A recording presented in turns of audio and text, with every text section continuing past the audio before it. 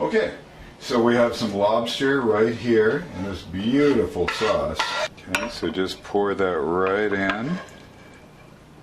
Oh, it's beautiful. It smells so good.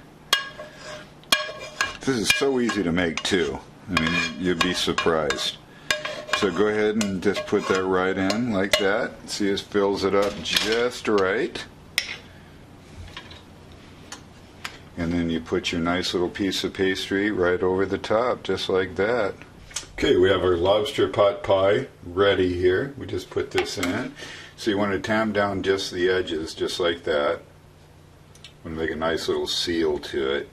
And then you want to have a little steam hole on the top. So, you know, do a couple if you can, just like that, so you can see the liquid just there.